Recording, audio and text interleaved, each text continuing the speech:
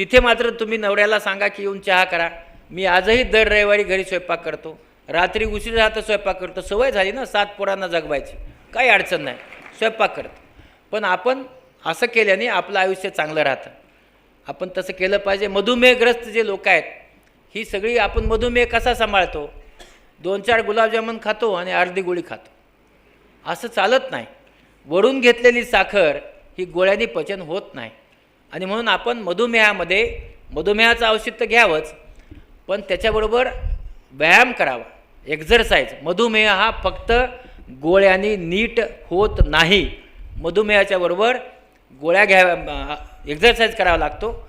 आणि आज भारत देश हा मधुमेहाची राजधानी आहे.